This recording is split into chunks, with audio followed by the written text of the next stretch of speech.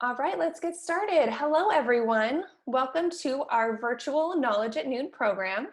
I'm Jenna Harris, Education Manager for YOLO Arts. Just a reminder, please go ahead and mute your microphone and video so that we can ensure a smooth streaming experience for all, especially since we have 7 presenters today who will be joining the talk throughout.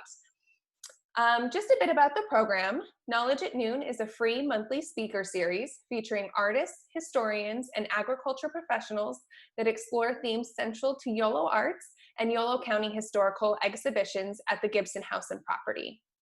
Today's talk will be focusing in on our show that we have up at the Barn Gallery, and I believe it's up for another month.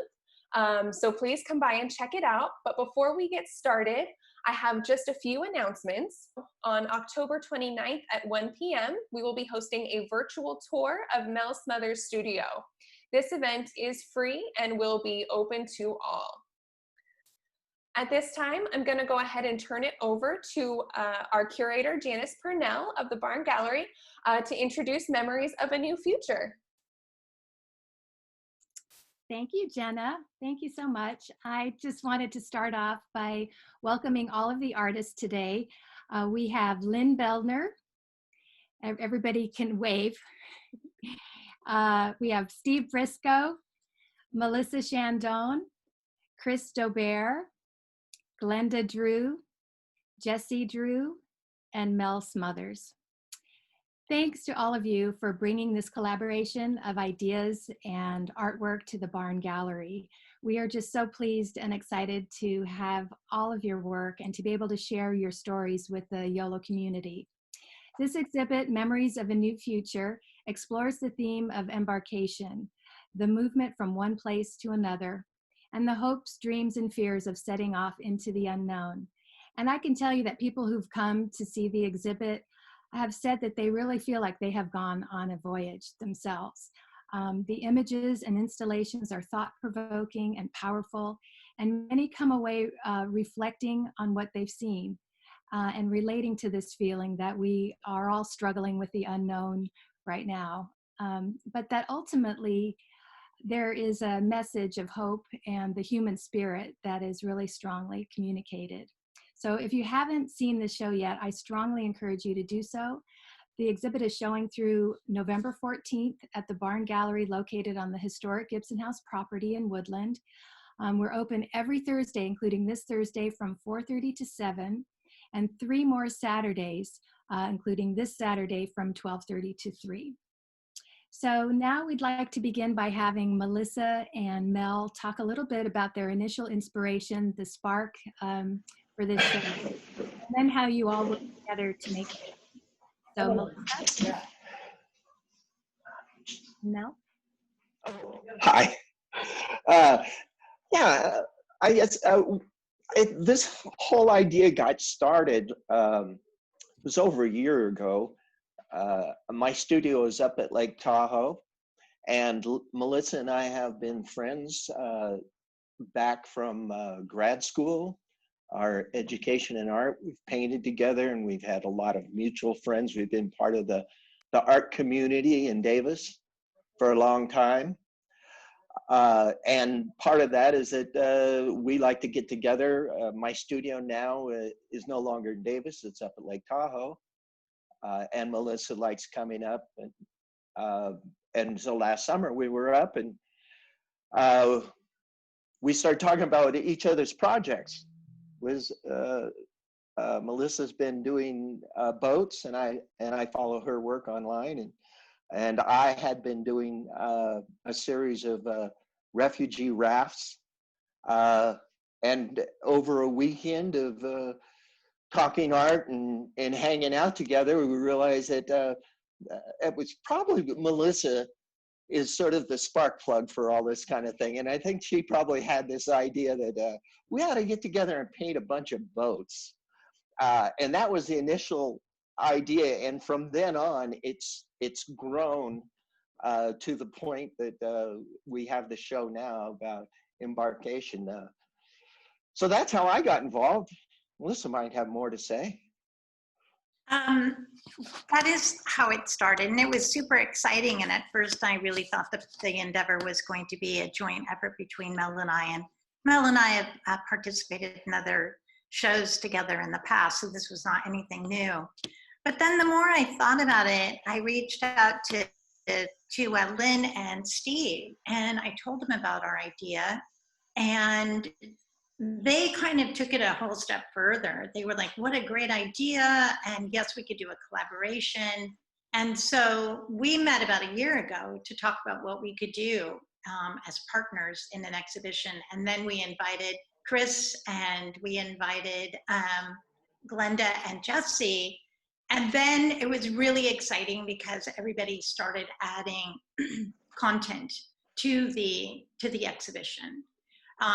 It started with this idea of boats and transportation, public space, private space, moving. And then with all of us being involved, it really grew. And then of course the pandemic happened, and that brought about another view and another interpretation. I think that for me, participating in a group discussion is really important. And as artists, we seem to isolate ourselves and work pretty much alone in our studios.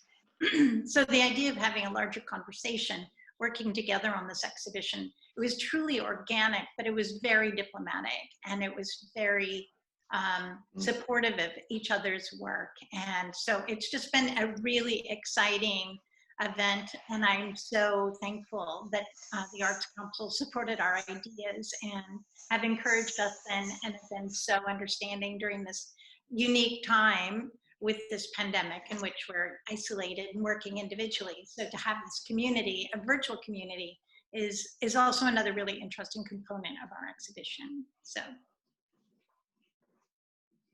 Great.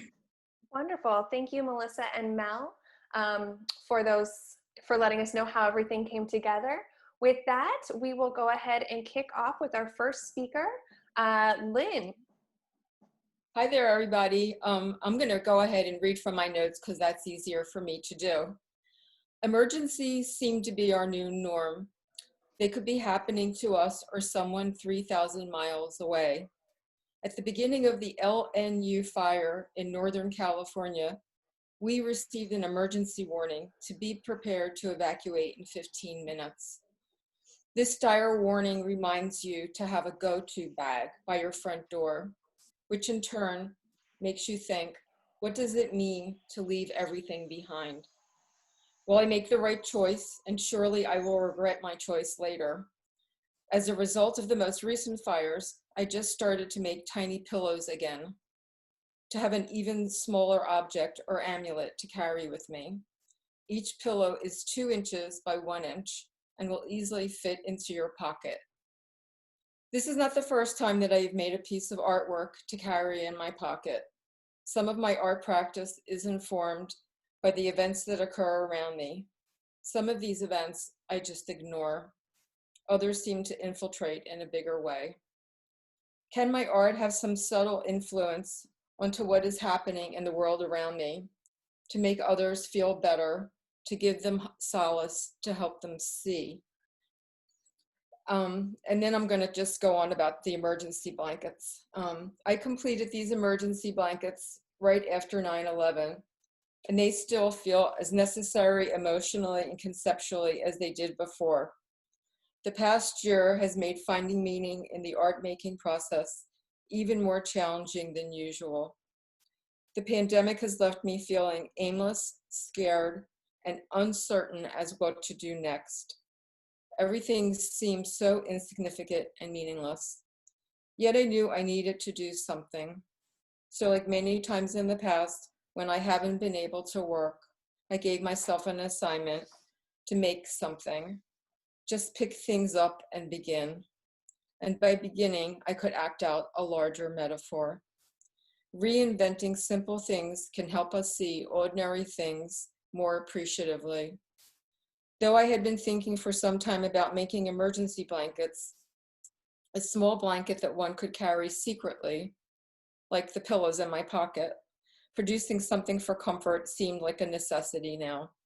Taking old flannel blankets that had a prior history I started to cut them up into smaller squares. The fabric needed to be worn and soft, familiar. These blankets are about new beginnings, feeling safe, and looking forward. And finally, I wanted to end with a quote from Leonard Bernstein. The point is, art never stopped a war and never got never got anybody a job. That was never its function. Art cannot change events, but it can change people. It can affect people so that they are changed, because people are changed by art, enriched, ennobled, encouraged. They then act in a way that may affect the course of events by the way they vote, they behave, by the way they think. I could hardly get through that without starting to cry. I just read that and it just was like so relevant that I had to share it with everybody. That's it. Thank you so much, Lynn. You're welcome. Next, we will be going to Steve. Hi, I too am probably going to read a little bit. My piece is called Leading the Known, which is a series of oars and paddles with objects attached to the business end of the improvised handles. To give you some backstory, Lynn and I moved out of Oakland and up to Davis about 4 years ago. It was a sudden decision to take a new job, and it meant uprooting from a house that we loved and neighbors and friends we were fond of, and the job that I already knew. It was a big task, and we went at it in a hurry, sort of sorting useful from the decorative, art from the junk. Later, after we'd settled a bit, there was a sense that of having made some arbitrary and even erroneous decisions about what was useful and what was not. In response, and partly to get myself unstuck in the studio, I made a few pieces related to a hobo bindle, kind of a canvas wrap bundle, as well as an oar made from a large can and a broomstick. And the story I had in mind was about packing up the studio and canoeing up the Delta to a new place. And they were playful, and I kind of set it aside for other projects.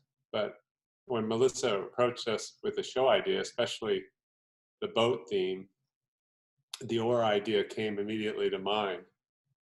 And at first I thought the oars might be aspirational, and in which the paddle part would have some kind of a goal attached to it, a diploma or a house or a job. But I couldn't figure out how to make that work elegantly. And some months later, it came to me a little more easily. It became more personal, and I thought about the oars as tools for moving forward in life, and the memories attached to the represented by the objects could be both about the past and future aspirations. And this duality kind of seemed significant. Possessions and the attached memories can weigh us down, but they also keep us connected to our former selves. They're mental markers of other times, people and places in our lives. We keep them because they're useful or they speak to us in some way. They are the things that ground us and also provide a scaffolding on which we construct our identities into this unknown future. I was thinking about the fires just recently and the people who have lost all their things. I mean, who are we without all our set dressing and our props and our wardrobe? Every object we own holds memories, or a memory or two, and the trauma of losing all those things must be overwhelming. As if for a time you must lose your identity. All the burden of who you are is placed on your brain to reconstruct from what you can remember over time. By making the oars, I'm playing with the relationship between moving forward and looking backward at the same time. The objects are the means of propulsion as well as a drag on it. In improvising from humble materials, because we use what we have at hand as a means of transition from the known to the unknown. The physicality and the utility of the oars is what moves the body forward, but it's their associated memories and the experience that become the basis for our future selves. So that's my shaggy dog story of how these pieces came about. Wonderful. Thank you so much, Steve. We will go ahead and move on to Melissa. Hi, everybody, again. Thank you so much, Jenna. I guess for me, I need to talk about this exhibition I need to set it up in a certain way, and that for me, it's like a three-part component. One, it was this amazing opportunity to work with these amazing, established artists, makers, thinkers, and come up with this collaborative idea. So I was the point person between the artist and between the Arts Council. And so there was, it's been a year of working together and coming up with the exhibition, but also coming up with how are we going to do this during a pandemic? How were we open to continuing on? So it's been an amazing experience. And I think as individuals, I think having a sense of community, having a sense of camaraderie, knowing that we have support during turbulent times is a really important and very important part of this exhibition for me. I'm, like Mel said, I'm a painter primarily, and I've been painting boats for a very long time. For me, I painted the boat because I thought it was an iconic representation of the American dream. And when we thought about this exhibition, and the more we talked about it, the more it thematically evolved. I felt I really needed to come up with a totally different piece for this exhibition. I feel like this is a site-specific exhibition that really is addressing some relevant topics. And so for me, I did a series of paintings that were done looking at freeways, roads, entrances, how we would perhaps plan our strategy on evacuating from an area. And so I painted these, you can see them over on the left, it's the grid that's in the background. I painted these with temperate paint, Elmer's glue, water, and India ink, which on cold press watercolor paper. So this is a very kind of old school technology, but very archivable and very, it will be around a long time. And then what I did was I also wanted to make a reference to the raft. And if we were gonna quickly have to get something together so we could depart, I took some birch branches that were in my backyard and I cleaned them up and I brought them to the gallery and created what I wanted people to look at as kind of an idea of what a raft could be. Spontaneous, you just grab things, you quickly put it together. And so I liked how they both work together, how the raft with the white, with the dark bits of the bark showing through, as in a relationship with my paintings, I felt really work together. And it seemed for me that this was more relevant. This was more topic specific. This was an organic excursion rather than just going back to the studio and painting what I know I can paint. I needed to have this separation, this kind of standalone idea in conjunction with the organic, wonderful atmosphere of this entire collaboration. So anyway, I guess my little talk is not as long as Lynn and Steve. So anyway. Excellent. Thank you so much, Melissa. Next up, we will hear from Chris. Hi, I'm Chris Dobert, and I have two pieces in the show. It is an interesting thing being a visual artist. I do spend a lot of time staring at things. And over the years, I became very interested in cartography and those beautiful drawings of maps and how maps delineated often territories. And then I started comparing the maps of countries to the maps of the geography. And sometimes I started looking at maps over a long period of time and watched how the borders of the countries sometimes just followed the geography. And then all of a sudden you realize that the maps of the countries are also following the movement of the people who were in that territory. And I just became fascinated with the fact of how people get so used to a drawn map, which delineates their state or their country as a kind of a permanent fixture, where if you look at any maps over time, they're constantly changing, and the people who live there move or sometimes are forced to stay, but the outlines of the countries become more and more arbitrary. And the fact that this does cause huge amount of internal and external displacement, and sometimes people just want to stay in their homes, and then the country changes, and all of a sudden they're forced to leave because they're no longer in the country where they were born. And so I was very interested in looking at the shapes of maps, looking at the impermanence of territoriality. And so I started saying, well, as an artist, how do I deal with this constant sense of flux and often just the sadness that comes along with seeing conflict? And so I said, as an artist, I'm just going to keep looking. And I started thinking about Rorschachs. And I said to myself, well, what would it be like if I turned these shapes into, say, angels or birds or things that are constantly moving and flying? And so in the show, I have two examples of pieces I've done over the years. The one on the left is Israel and Palestine. And the one on the right is Ireland and Northern Ireland.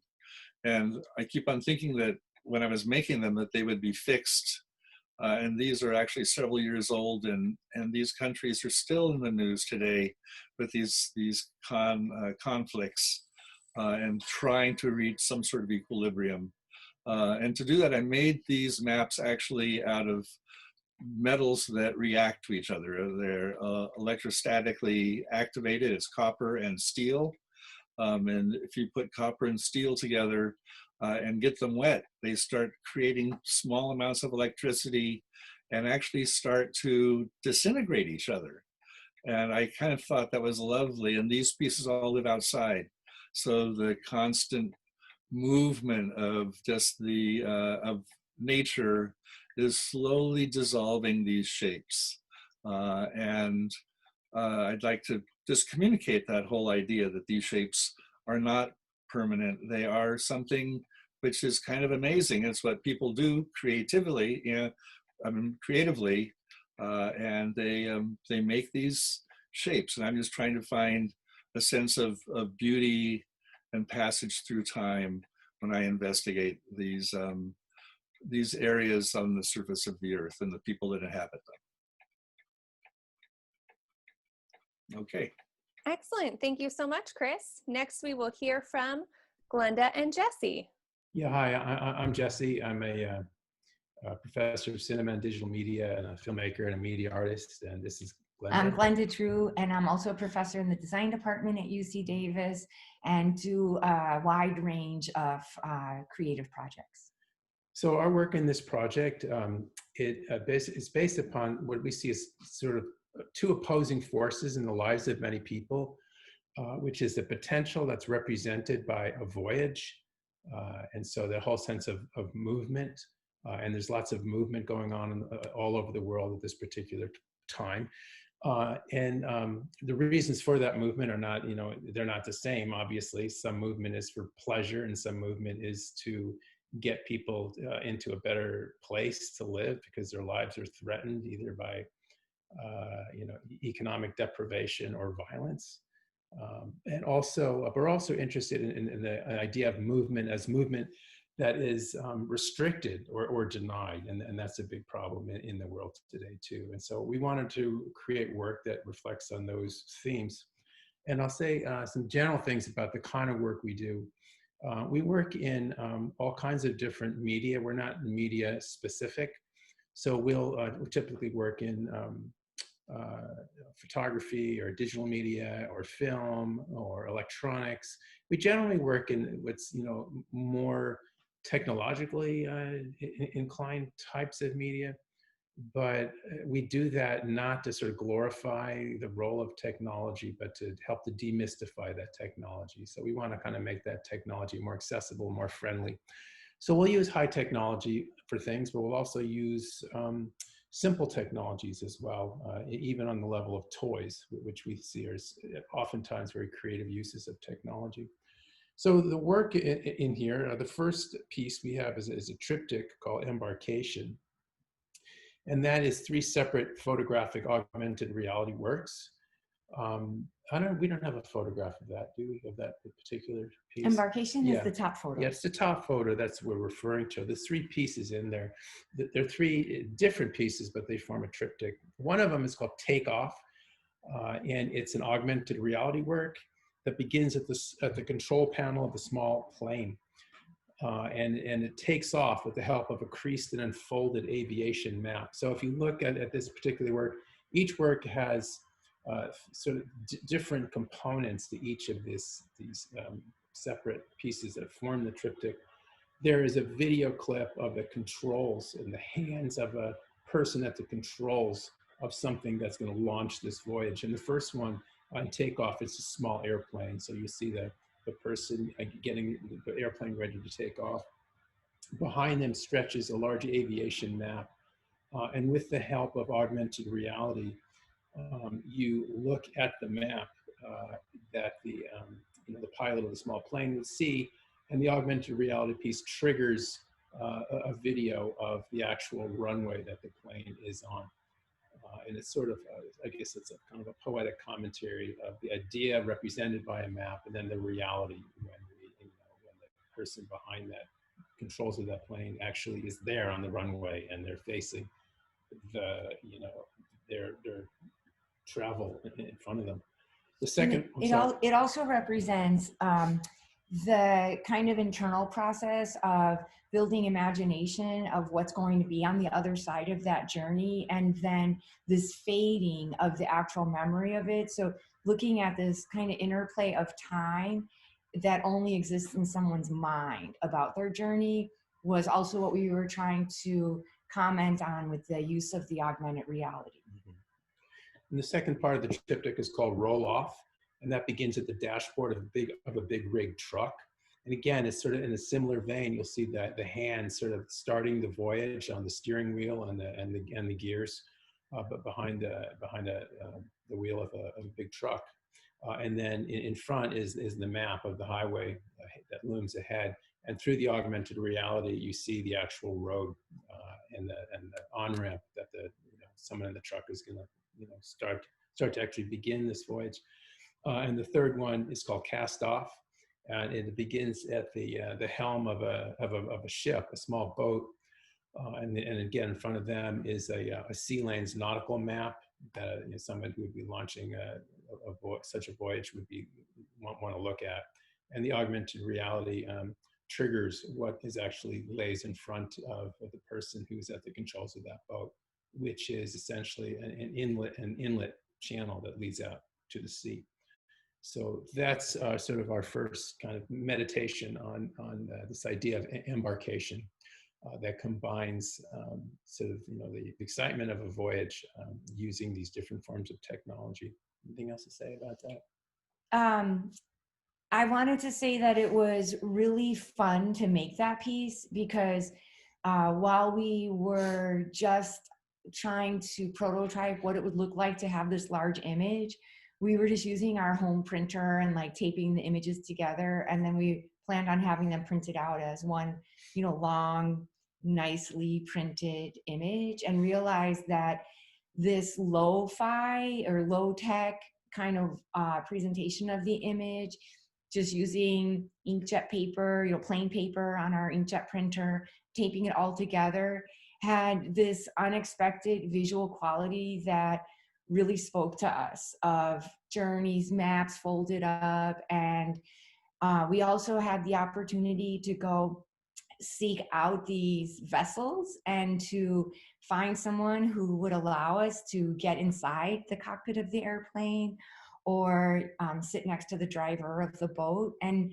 that was, an adventure for us in itself, trying to seek out opportunities to actually experience those devices. So that was kind of cool for us.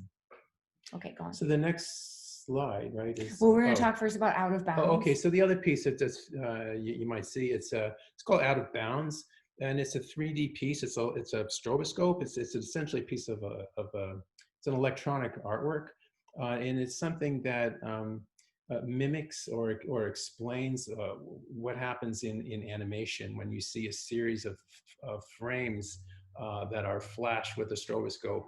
So we have a moving body essentially, and it's flashed by a stroboscope, and it creates the illusion of motion. And we sort of call it a media archaeological machine because it demystifies and breaks down how animation actually works, how something very simple, in this case, something mechanical becomes in animation. And it's an animation that's sort of a tale of somebody that is perpetually hopping over a fence. And it's sort of alludes to the idea of people in motion around the globe are constantly having to traverse borders and hop these arbitrarily defined walls that people erect. And so when you plug in your little passport thing, the thing spins around and flashes, and you see this mechanical person continually hopping over a fence. But meanwhile, behind that person, there's a bird. And of course, the bird flies along with the person. And of course, the bird has no problem. The bird doesn't recognize borders. Borders really don't impede the bird.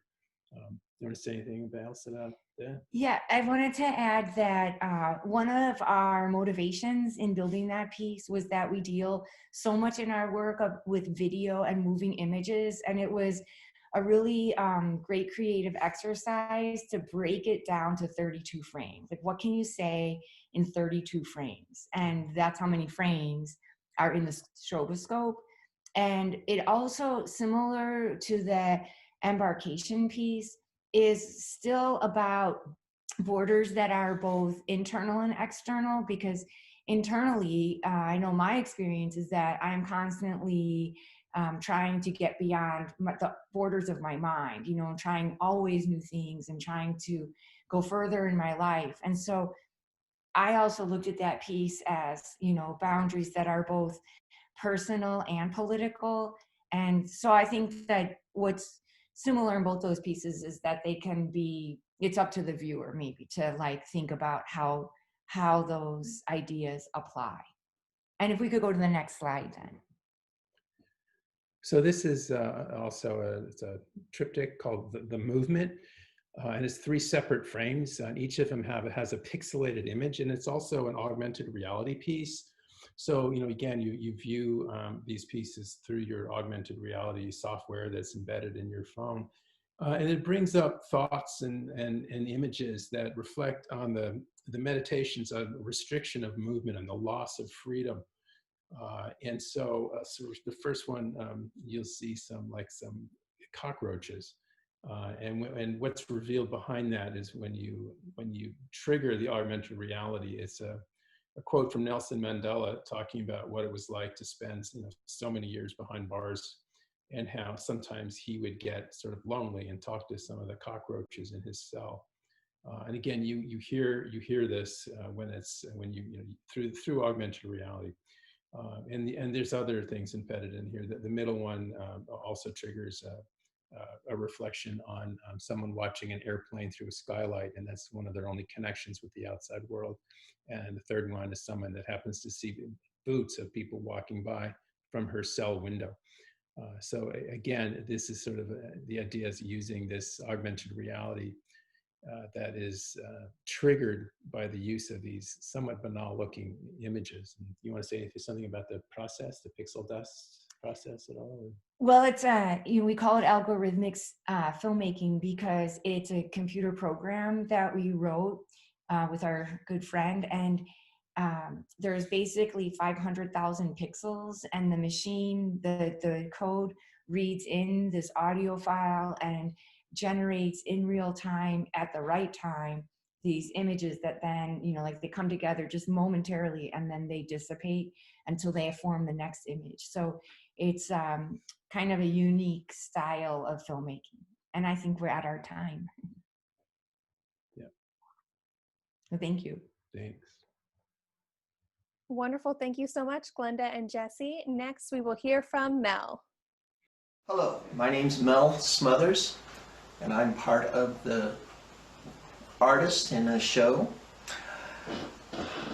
on embarkment. I'd like to say that how I got involved was I was camping with my wife out in the Dry Tortugas. And for those that aren't familiar with the east coast of the United States, the farthest southern part of the United States, the Dry Tortugas is a little group of islands, and it's a national park off of Florida. It's a small island with a fort on it. It's a wonderful snorkeling there. It also is the closest point to Havana. And when you leave Cuba, the Gulf Stream that runs between Cuba, the island of Cuba, and the tip of Florida, the Gulf Stream will push you to Florida when you leave Cuba. So the Dry Tortugas becomes a landing spot for a lot of refugees that wanted to leave Cuba after the change of regimes there. And most of the people that wanted to leave Cuba were the poor. And in order to do that, a lot of the people, I don't know if it was most or not, they had to make their own ways of floating in the Gulf Stream, this 70-so miles, and hope that they hit the Tortugas or somewhere around Florida. It's not an easy adventure, and I would not want to be in the Gulf Stream and have like my motor quit if I was out there on a boat or something, because it moves at a pretty good clip. 3 miles an hour, 5 miles an hour, but it is lots the tourist boat leaves.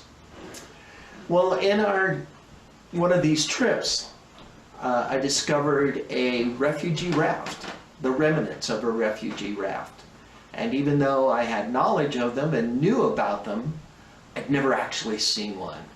And having that artist mentality, that curiosity of things, it was just fascinating for me. I looked at it, and I'm a dedicated fly fishing person, and so I go out there to fly fish. The tarpon fishing is terrific. So I spent my time fishing, but the refugee raft stayed in my mind. I didn't know how to do it. I knew I wasn't into like documenting that kind of a thinking of it. I'd seen the documentaries and things that I was more interested in the creative side of it, the inspiration of this thing, the emotion of imagining that I am this person that needs to leave this island, and if I have a family, I'm trying to set. I have to be pretty desperate to put together some sort of floating device, not be caught doing that, and taking it, pushing out into the ocean, hoping to catch the Gulf Stream and have it carry me somewhere. So the reality that of finding the raft that had been a tool for this, the reality of seeing one was much stronger to me, and kind of instigated my thinking about refugee rafts. I had it in the back of my mind for a long time, 6 months, a year, I'm not sure, but it's a real Buddhist concept that you have the question and it stays in your mind, and the universe gives you answers. And that's exactly what was coming to me, were the answers about how to react to this refugee raft. take a look at my paintings with that in mind, that I'm embarking on a way of applying paint that is pushing my style and my way of painting to another level. I just hope there's enough time in my life to follow up on that idea, because it's a really enjoyable way of painting, and I hope that you'll be able to come and see the show and enjoy it too. Thanks. Thank you so much, Mel. Thank you to everyone for logging on and viewing our event today. The show that we're discussing, Memories of a New Future, is on view at the Barn Gallery through November 14th. We do have open gallery hours every Thursday from 4:30 to 7 p.m. And select Saturdays, 12:30 to 3 p.m. Those upcoming Saturdays are November 7th and November 14th. So please be sure to stop by the gallery and check out the show before it comes down. Along the bottom of your screen, you can see where to follow us on social media. If you have any questions for our artists, we are happy to communicate them with it. Go ahead, send us an email at ya@yoloarts.org, and we will connect you with the artists for that discussion. Thank you so much, and we hope to see you for next month's event.